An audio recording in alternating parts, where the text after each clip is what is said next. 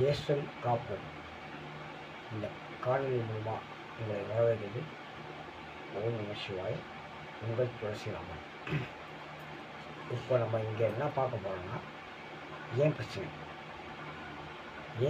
என்ன அப்படின்னா, ஒன்றுமே இல்லை. என்ன ஒன்றுமே இல்லை ஆனால் பிரச்சனை அப்படின்னு சொல்கிறோம் அப்படின்னு கேட்டால் ஒன்றும் இல்லை. இந்த வீட்டை எங்கள் அப்பா கட்டின வீட்டை விற்கிறதுக்காக சில பேர் என் கூட போகிறவங்க போராடிட்டு இருக்காங்க. இதனால் என் மேலே வந்து ஒரு கேஸ் கொடுத்தாங்க. அது கொஞ்சம் நாள் நிலவில் இருந்தது. இப்போ அந்த கேஸை திரும்ப ரீஓப்பன் பண்ணி இன்றைக்கி ஒரு எஸ்ஐ, அவர் பேர் என்னன்னா ரவி பொன்னுசாமி அப்படின்றவர் எனக்கு கால் பண்ணார். என்றைக்கு பண்ணாருன்னா, இன்றைக்கி சாயங்காலம் 8:16 ஒரு வழி பண்ணியிருக்காரு. அதுக்கப்புறம் எப்போ பண்ணியிருக்காருன்னா, திரும்ப ஒரு 8:22 பண்ணியிருக்காரு.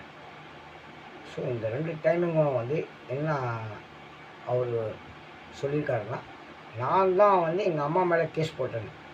எங்கள் அம்மா மேலே நான் கேஸ் போடல. நான் கேஸ் போட்டதுக்கான ஒரு அறிகுறி அங்கே இல்லை. First point. செகண்ட் பாயிண்ட், இந்த வீட்டை விற்கக்கூடாதுன்னு சொன்னது ஒரே ஆள் நான் தான்.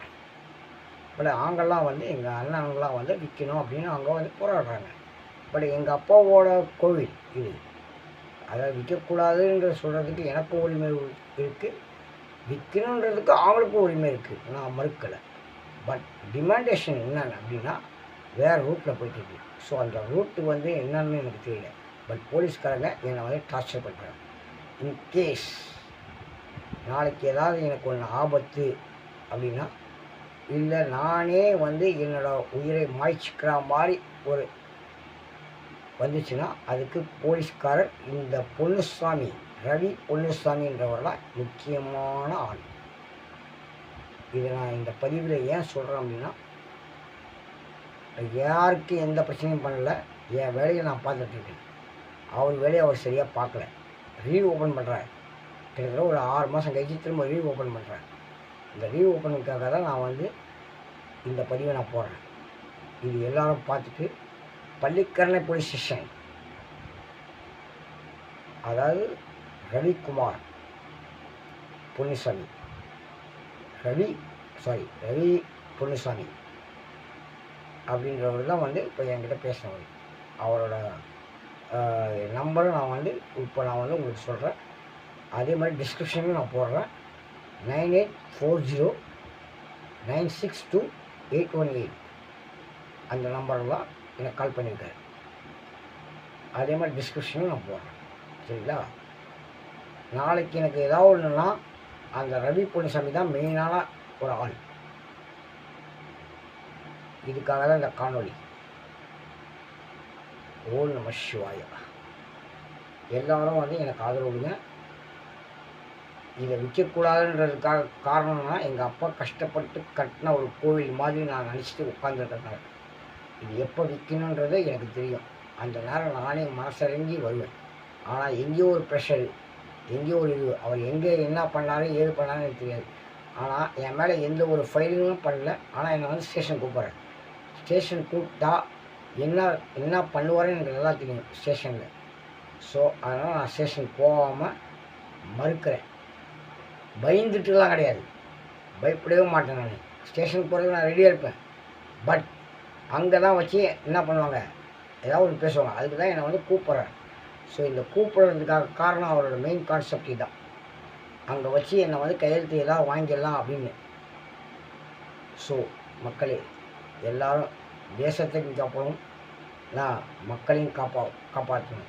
இந்த ஒரு காரணத்துக்காக தான் நான் தேசம் காப்புன்ற ஒரு சேனல் நேமே நான் வச்சுருந்த காரணம் தான்.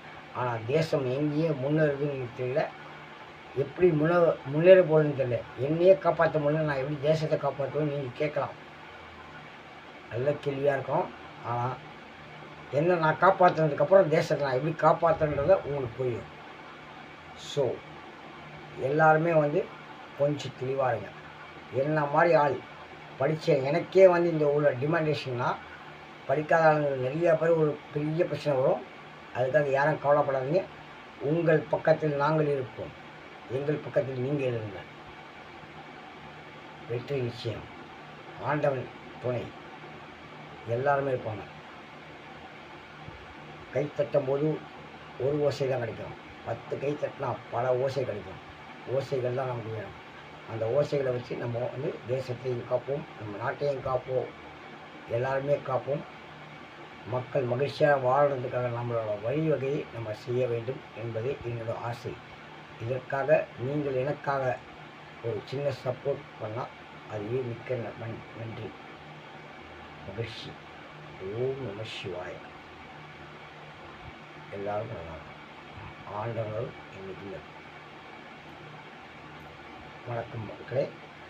எல்லாருக்கும் நல்ல விதமாக இருங்க, எல்லாம் செய்யுங்க, யாருக்கும் எந்த துரோகம் பண்ணாதீங்க. நம்மளால் முடிஞ்ச உதவியை 4 பேருக்கு செய்யணும். இதுதான் என்னோட வேண்டுகோள். Thanks for all. Good bye, good night. என் பெயர் டிடி ரட்சன்குமார், தேசம் காப்போம் சேனலிலிருந்து பேசுகிறேன். நான் படிக்கும் பள்ளிக்கூடம் saint Mary's higher secondary school காரைக்காலில். நான் படிக்கும் வகுப்பு 9ஆம் வகுப்பு ஆ பிரிவில் சேர்ந்தவன். உங்கள் அப்பா அம்மா சொல் பேச்சை கேளுங்க, உங்கள் நலனுக்காக தான் சொல்கிறாங்க. நன்றி. தேங்க்யூ.